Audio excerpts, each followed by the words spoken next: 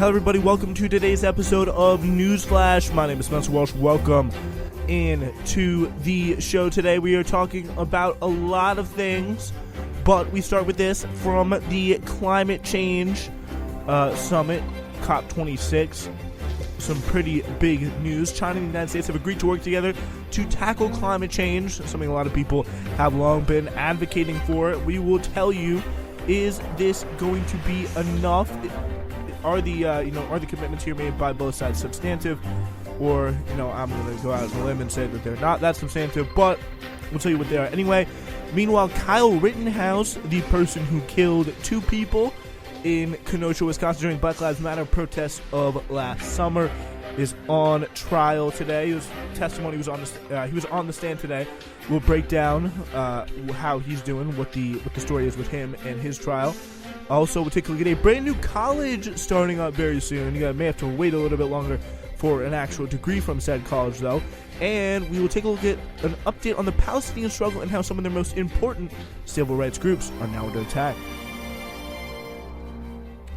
Yeah, so that's going to be a very, very interesting story, talking about how Israeli forces have kind of utilized their complete stranglehold over Palestinian life, especially the judicial system, to really go against some of the most important groups that kind of make Palestine life worth living in a way for Palestinians. It's just really, and just like the effort, the insane amount of effort that you almost have to put in. I'm my post. The article that the source material for that story is going to be from the Electronic Intifada for later on the show. But and they have this donation, how to support the Palestinian struggle and all that. And just at the top, there's just all these rules about how the sanctions and the embargoes and all that kind of stuff. And it takes a lot of actual work just to send money there in the first place, just because of how much of a tight stranglehold Israel has over the economy in a way. So you want to donate, obviously, in a way that it's going to be done effectively, and that is not always the case when it comes with the nature of these charities in Palestine and getting money to Gaza or the West Bank or all of that. But we start here at Glasgow for the climate summit once again. The United States and China announced a joint surprise, a little bit of agreement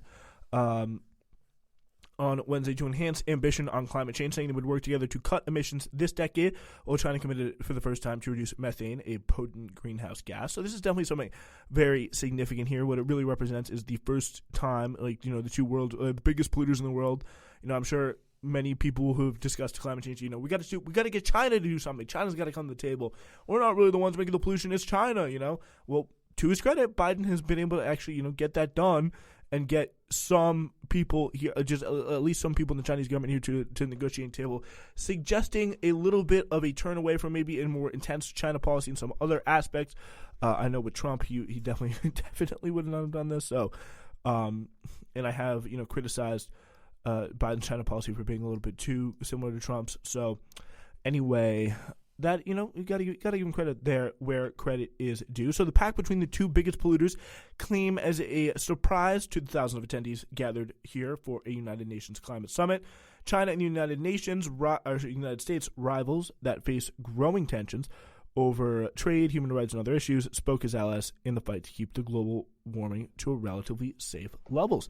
We both see the challenges of climate change as existential and a severe one, says Xi Zhenhua, China's climate change envoy. As the two major powers in the world, China and the United States, we need to take our due responsibility and work together and work with others in the spirit of cooperation to address climate change. And that's something, that it's not, exactly radical, it's not exactly revolutionary, but the capacity there, I think, in China is going to be a lot greater when you compare it to the United States in terms of their ability to function as just even as effective political system.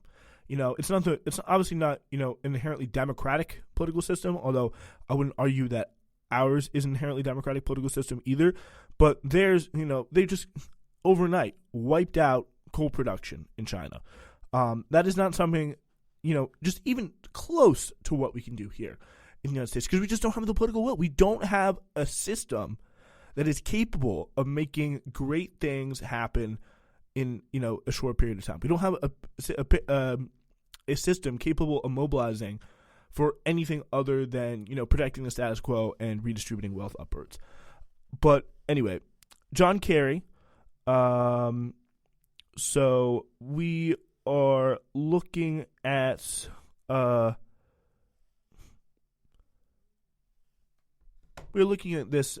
He's in his big stage here for and he's saying the U.S. and China have no shortage of differences. It's Kerry, former Secretary of State with a long history of negotiating with the Chinese, but on climate cooperation is the only way to get the job done. Right about that. Still, of course, the joint agreement was short on specifics. It did not extract a new timetable from China under which the country would ratchet down emissions, nor did China set a ceiling for how high its carbon dioxide and other greenhouse gases would reach before they started to fall. China agreed to phase down coal, the dirtiest fossil fuel, starting in 2026, but did not specify by how much or over what period of time. The announcement from China and the United States came on the same day the summit organizers issued an initial draft of a new global agreement to fight climate change that called on countries to revisit and strengthen by the end of 2022 plans for cutting greenhouse gas emissions and to accelerate the phasing out of coal and subsidies for fossil fuels. So that is pretty much a basic, very much the kind of it's the pace that any serious country, I think. And I wouldn't say that there are really many countries dealing with climate change very seriously at all. We've heard the warnings. We've seen, time and time again. It's just all, at this point, it's just going to be when does it become, materially productive? When is it for, the elite, for people who, really run the world and run their respective countries to actually do something about this? It really does show that any country serious about dealing with climate change, I feel like should be just a fair bit ahead of the quote unquote COP standards here, because I just don't think they're just so vague. They're just so they're just so unnerving. They're just they don't really have this under control, do they? You just know. It's just something that is very, very, very, very demoralizing, to say the least. As someone who hopefully will be around for 30, 40, 50, 60 years, because that is going to be a very interesting. It's going to be a very, very interesting few years, to say the least, if we don't get some of this stuff done. And I also think it's very interesting here, just a little bit of a media point here in the New York Times. Not really kind of processing here or connecting to the story America's climate response, and how we've seen Biden come out here, talk this big game, talk about all these promises, but the Democratic legacy on climate change is not something to be proud of. It just is not something to be proud. You go in this very lackluster Paris Agreement, which I'm sure Obama had a role in, but this was it was a global agreement. Meanwhile, revitalizing fossil fuels in a very ungreen way, Biden is. Or Obama is, and then comes to the comes to the COP summit, makes his big speech, and what is his he does his classic Obama pastime. Young people, you need to vote like your life depends on it, because it does. This is the guy who's talking about, that was me, people. I brought back fossil fuel jobs. This is who we have leading us on the Democratic Party, and just people who are leading us in liberal culture. They're going to turn around, they're going to lecture everybody else for their failings, for their, just people not living up to, a clear problem. And they're going to be the people who really, had just as much a role to play in it as anybody, because and then Joe Biden, Joe Biden is no better. And of course, not to say that Trump, he was, you expect him to be bad because he's Trump. He's not, no Republican is going to be something to crow about on climate change. But this, moral pruning, this, you need to get out there and vote, young people. We really need you. You're our best hope. From a two-term, incredibly popular president who took a massive amounts of credit for revitalizing, fossil fuel jobs and things like that. Now coming to a climate summit, lecturing young people about how they are the ones who need to fix climate change, of all people. And then we have Joe Biden, and now, is talking about, the Chinese need to make some serious commitments, where all the commitments that we made to, or Biden made to the American people about climate change have been cut out from his big bill. So I don't know how much more, two-faced, disingenuous and just, wrong you can get on that. All right, let's move to Kyle Rittenhouse here. He is the big kind of cultural conservative figure. A lot of interesting stuff here. He kind of got the cross-examination. He was on the stand today pretty much all day. Very, very interesting stuff there. We got the judge, Bruce Schroeder. It says he expects that closing arguments from prosecutors and Rittenhouse's lawyers will take place on Monday or Tuesday, after which the jurors will begin their deliberation. So that's pretty much where we are right now for the Kyle Rittenhouse trial. And, cross-examination was today. The prosecutors were going after him, trying to get him to say some awkward things on the stand. So that's obviously what everyone was watching, was on TV all day today. A lot of people making notes about the judge, his conduct, and also the conduct of the prosecutor and of Kyle Rittenhouse himself. Let's get into it. Again, here in the New York Times, in a lengthy cross-examination on Wednesday afternoon, prosecutors repeatedly questioned Kyle Rittenhouse's motives when he went to Kenosha, Wisconsin, and sought to cast doubt on the reasonableness of his decision to shoot 3 people, killing 2 of them. And again, I think the video clearly shows, there's a guy who was like attacking him, physically. I believe it was like a skateboard he was waving around at him. That does not mean you take whatever the hell he had and just open fire. That is, there are 2 reasonable responses. Are you going to ring him up on first degree murder? That's just not going to happen. Is he probably going to get off scot-free? He probably is.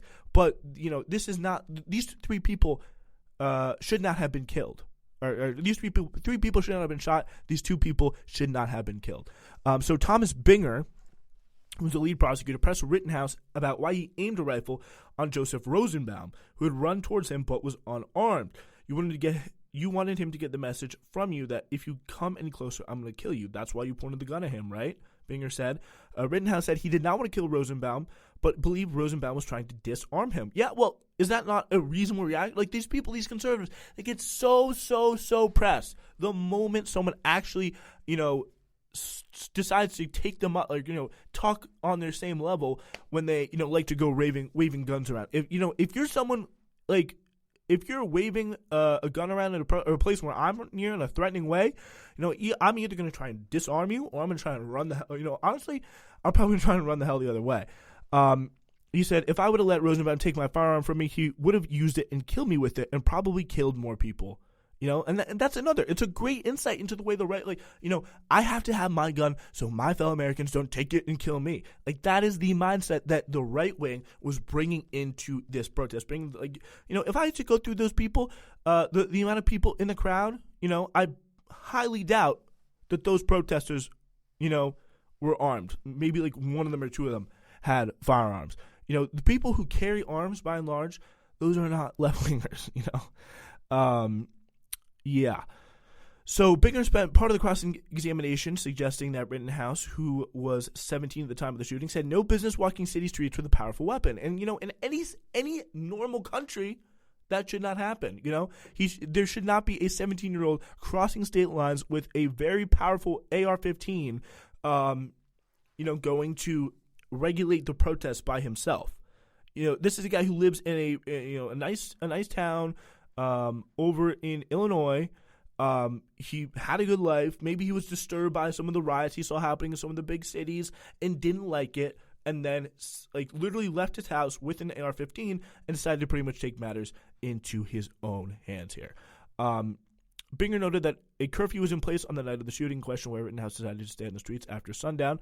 Binger said, and of course you can go and say, the people in the curfew weren't on the streets, but he, when asked why not go home, Rittenhouse apparently responded that he had hoped to provide, he did respond, that he had hoped to provide first aid, of all things, to people. Rittenhouse struggled to give clear answers to questions about why he brought his gun as he ran toward a car lot with a fire extinguisher, the event that immediately preceded his shooting of Rosenbaum. Why he brought his gun as he ran toward a car lot with a fire extinguisher. Prosecutors repeatedly questioned Rittenhouse's decision to carry a high-powered gun when his stated purpose for being at the scene was to provide medical care and protect property. He said he brought the gun for his protection and said that he did not think he would need to use it.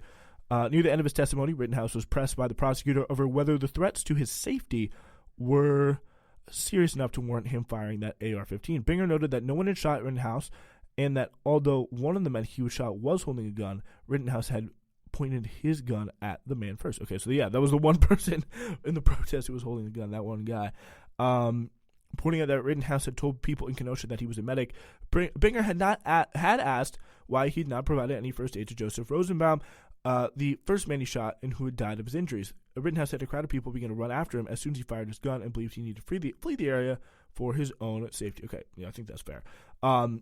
Yeah, you're not going to shot someone just be like, oh yeah, guys, I want to provide first aid. It's my bad. In a situation like that, no way. Lead prosecutors had finished the cross-examination of Kyle Rittenhouse, who had been testifying since 9:30. There's kind of this. What they did, they're slowly walking through a video of Kyle Rittenhouse firing the AR-15 and kind of just breaking it down. Anthony Huber was killed. Gage Grosskreutz was injured. And Joseph Rosenbaum also was the third person killed, or third person shot, second person killed. Huber was swinging a skateboard at Rittenhouse, and Grosskreutz testified earlier this week that he had aimed a gun at Rittenhouse just before he was shot. The prosecution appears to be arguing that Rittenhouse did not have a valid self-defense reason for shooting the man, which gets to the heart of his defense. So, yeah, that is, I don't know. I don't think Wisconsin or Illinois had that kind of like stand your ground law, but I do think he'll probably get off here because, there still will be a bit of a, there's still going to be a bit of a, just the structure of, just with the structure of our legal system here. I have no faith. But anyway, whether Kyle Rittenhouse's emotional testimony on Wednesday will ultimately help or hurt his defense hinges on whether the jury felt he was sincere, several legal experts have said to The Times.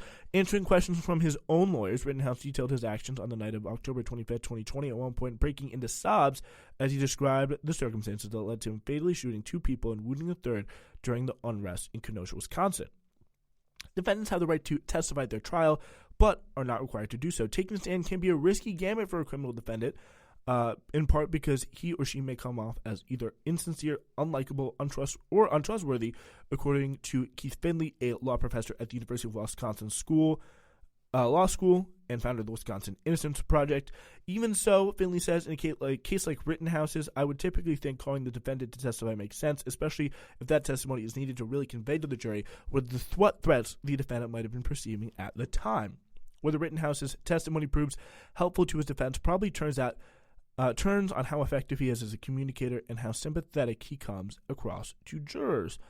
Julius Kim, a defense lawyer and former assistant district attorney in Milwaukee, on Wednesday said, from what I've seen so far, I think he's helped himself. He has clearly articulated why he did what he did, but on top of that, we saw a lot of emotion from him. At one point, I think that evoked a lot of sympathy from people and the jury. See, there's a very, on both sides, there's a way on the conservative side of, saying, this guy's a hero, I would have done exactly what he would have done, when most people probably would not have done exactly what he would have done. And I think the fact that, just mentally, what provokes you, what provides you to come in, to leave your house, is it to, was he really leaving his house with a gun, late at night to go to a protest and provide first aid for, dead Antifa members or whatever the hell? No, I don't think that's the case. People remembered at the moment that he was 17 at the time the incident occurred. He is now 18 and a young adult. And despite the horror of the situation, I think most people saw him on the stand as a kid, which I think is, when he's, cute little, white guy, that plays on a lot of people's sympathies. I think that's certainly fair. I was so sad when I shot those people, that kind of thing. If the jury thinks those were genuine tears of remorse, it could help the defense. If the jury thinks these were crocodile tears, it could very much hurt the defense. So it kind of comes down to the jury, for sure.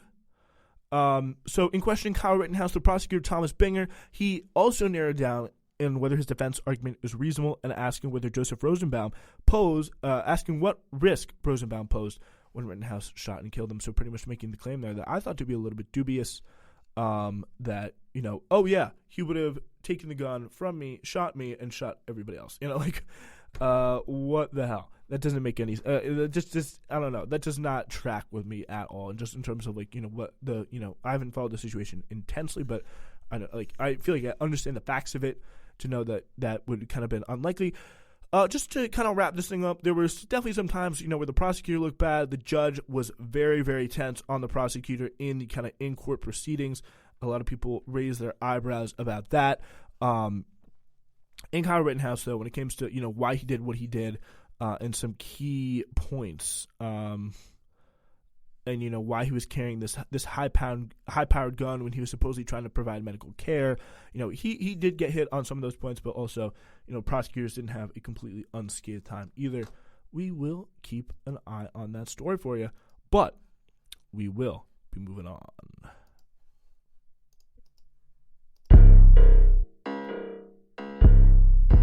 One of the new things we are watching here today on Newsflash is an interesting movement to start a new college. Yeah, it's from all of your kind of most, or should I say least favorite people. And it pretty much, it's, we got Barry Weiss on this. We got, who else do we got? We got a fair share of interesting people. Let's just say that. And, let's get it. It's called University of Austin right now. And we'll go through it. And let's, so it's the headline here in the New York Times. They say colleges are censorious, so they're starting a new one. So a group of scholars and activists are planning to establish a new university dedicated to free speech, alarmed, they said, by the illiberalism and censoriousness prevalent at America's most prestigious universities. The university, to be known as University of Austin, or UATX for short, will have a soft start next summer with the Forbidden Courses, a non-credit program that its founders say will offer the most spirited discussion about the most provocative questions that have often led to censorship or self-censorship in many universities. So that's probably the biggest, the first big thing that they're offering here. And this is really kind of this is, all the same people that, you've seen raising, like, these are the people that, your uncle likes to follow and just like, educating you about some of the worst stuff that's going on. They're really, taking all this stuff. They're taking all, like Barry Weiss, Niall Ferguson, I believe, are two of the people who are involved on this. And this is kind of the more hard, like, quote unquote, free speech stuff. A lot of the stuff is, and with everyone who's kind of into free speech, they all have one major issue where they don't want people to, speak freely about, for example, with Barry Weiss, it's Israel. There may be a little bit of a, race problem there when it comes to someone like Niall Ferguson with his history and his love for things like, the British Empire. But, university's inaugural president, Pano Canelos, the former president of St. John's College in Annapolis, said in a phone interview on Monday the concept had begun with conversation he had a smaller group of people, Barry Weiss, journalists who were, so her big thing is, she'll get you canceled. You'll have to self-censor if you're around her talking about Israel. So it's her kind of like big speech issue. Heather Ferguson, Niall Ferguson, a historian and senior fellow at the Hoover Institution. Heather Hang, an evolutionary biologist, and Joe Lonsdale, technology entrepreneur and co-founder of, and this music should be played, in the air somehow whenever this name is said. Palantir Technologies. Yeah, it's the data analytics firm founded by Peter Thiel. So this is pretty much, a Peter Thiel funded venture. Probably one of the, again, Peter Thiel, another guy who literally shut down a media outlet because they printed something that he didn't like, and go look that one up. Like, this is, again, this is all people, this is what, the best way I think probably to look at this is just really no different than a standard ideological project, no different than, some kind of like resistance march, or, some kind of tacky RBG shirt that you see someone wear, or, a big, or that time that, there was a big group of people that like bought roses for like Nancy Pelosi's office, like to show how much they loved her, and like all this like obsession and love with Mueller on the kind of the liberal left, or that, the thing that Steve Bannon got arrested for, where there was this like one like veteran who was like, I'm going to build the wall, everyone donate to my GoFundMe, like raise $50 million to build the wall. It was just, ridiculous, complete, total, obvious scam. I think this thing should probably be looked at around the same level. Like, this is a university that does not yet offer degrees. It's gonna, it's getting there. Its campus is pretty much an Airbnb at this point, somewhere in Dallas. My prediction is it's gonna raise a lot of money. It's gonna get a lot of attention, a lot of drive. Hire maybe few professors, few classes. Then it's probably just gonna fade off into the distance. Like no one's ever heard of it, but I'm sure that donation link will be there, will be ready for people, even though Peter Thiel is behind this project, one of the most rich people in the world. University has already attracted withering criticism on social media, great way to reach out to young people. Many students and faculty members believe that universities should not invite speakers who do not share their values on social issues like racial justice. Their words, they believe, can slide into harassment and hate speech. It's not even that. It's just like these people are, like boring, uninteresting, and also just very kind of like, they almost love kind of like tap you on the shoulder to be, hey, can't you believe I just said that? Like look at me, look how dangerous, look how edgy I am. And like that's just to me at least, like that stuff just got so boring just so long ago. Like I have not been following or like been invested in the political sphere for that long, but like even that, like I've just seen people like that. It's just so many times already. It's just like I have not been following politics for that long. People like that come and go. Everything is just kind of a sick rotation that's just slowly spiraling down and out of control, in my opinion. But Charles Murray, the literal race scientist and geophysicist during Abbott, I don't know the gender of that person either, so I can't even talk. But again, this is another fun one. Play how many so the next of these next four, at least two will be people with deep ties to Jeffrey Epstein here, also joining the board of advisors, including Lawrence H. Summers, the former Harvard president, Steven Pinker, a Harvard linguist and psychologist, David Mamet, the playwright, and Glenn Lowry, an economist at Brown. On Monday, in an essay for Weiss's newsletter, Common Sense with Barry Weiss, Kanellis wrote that so much is fractured in America, but higher education is the most fractured institution of all. And again, this kind of completely gets wrong, the actual problems with higher education, just like the fact that, I guess it's kind of what they're talking about. It's like, it's an ivory tower. It's not really kind of connected to the real world. It definitely kind of leads you into an academic bubble. All that stuff definitely true, and the stuff you study, in my opinion, I'm literally saying this in a room owned by a university. But some of the stuff you study here, just in university in general, like you don't need to study them. Like, come on, just get out there, learn a trade. I kind of feel like some of that stuff is just like it's much more about kind of a reproducing ground for keeping the current class structure the exact way it is, and not, it's about, making things seem as diverse and equitable as possible, but, you're not going to provide any kind of real advancement, any kind of real opportunity for people to move themselves upward socially, which is what universities are supposed to be able to do. You're supposed to be able to get a good job, get a good house, get generational wealth, put your kids into good schools. Like, not all this is supposed to start from, getting to university. That's one of the key stepping stones on the road to achieving the American dream. And that, just fundamentally, financially, for so many people is out of reach. And even the people who do it, it's not worth the financial price they pay anymore. It just is not for so many people. And that's obviously it's a big thing. It's very kind of complicated, but it is another great way of just a clear evidence of just how this ideological project just completely misses some of the real systematic, legitimate problems with American universities.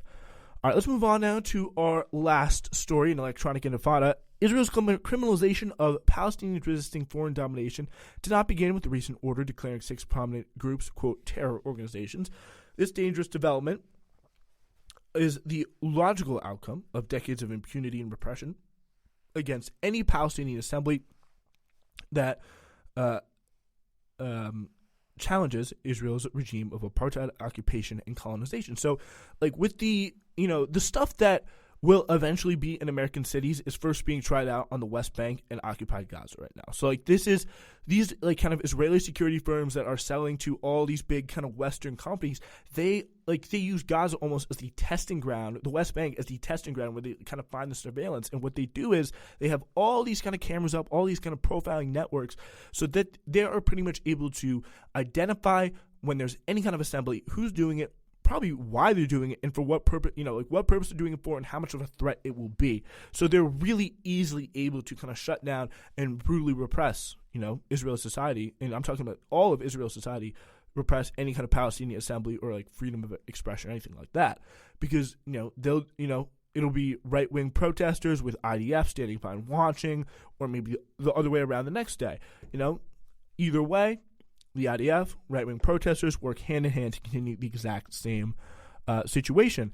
One of the groups was targeted by the Israeli Defense Minister Benny Gantz's, quote, terror designation order is El-Haq, which was founded in 1979, and one of the largest and oldest Arab human rights allegations. By the way, I was told by kind of liberal Zionists that Benny Gantz is going to be a great moderate, a great defender of, the Palestinian people or whatever, whatever the hell.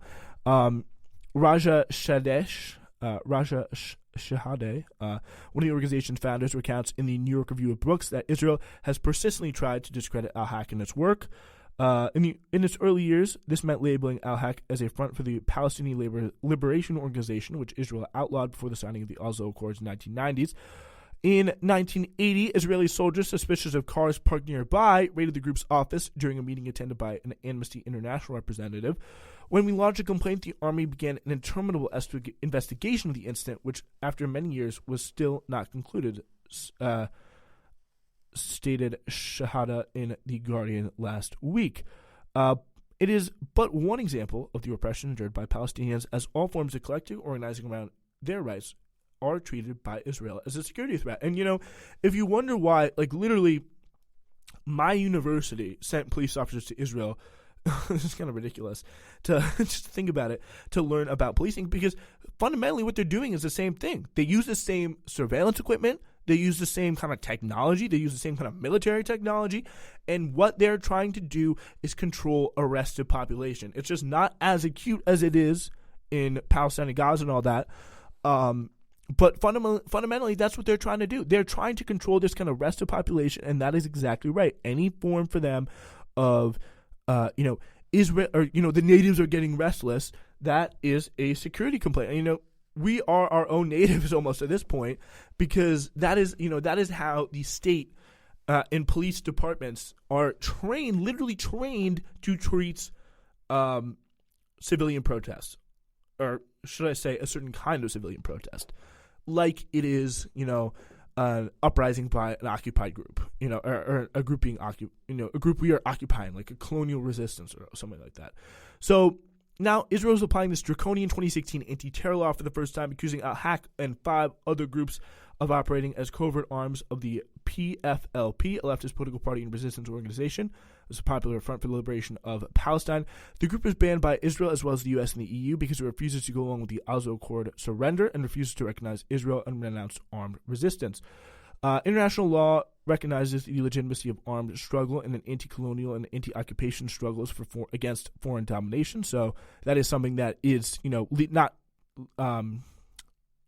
denounced by international law, but of course there has been great pressure from the United States and the West.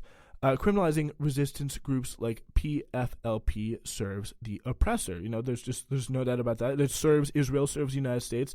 And Israel has repeatedly jailed lawmaker and human rights defender Khalida Jarrar based on her membership with the PLP without meaningful protests from Washington and Brussels. Governments have criminalized the Palestinian movement for national liberation by designating the PLP and other factions that reject normalization with their oppressor as terrorist organizations. So that terrorist label is going to be so effectively used here, and it just does not seem like there is anything to stop. And of course, that comes with criminalization. That comes with, tons and tons of surveillance and being in and out of jails. And of course, you get put in the Israeli military court system because, you're not really in Israel. You're not going to go to the normal judicial system. Don't get too comfortable. And that just, you're put through a whole world of legal hell. And that's just the way it is. Like, that is part and parcel of living in this kind of system. It's a very, very tough situation. We're definitely going to be following this story for you. Palestinian struggle, a big focus here on Newsflash. But we will be back tomorrow, as we missed Tuesday, with a little bit of a scheduling announcement for you tomorrow. Just going to fully reset the schedule going into the winter for you all. But thank you so much for listening. We will be back on tomorrow.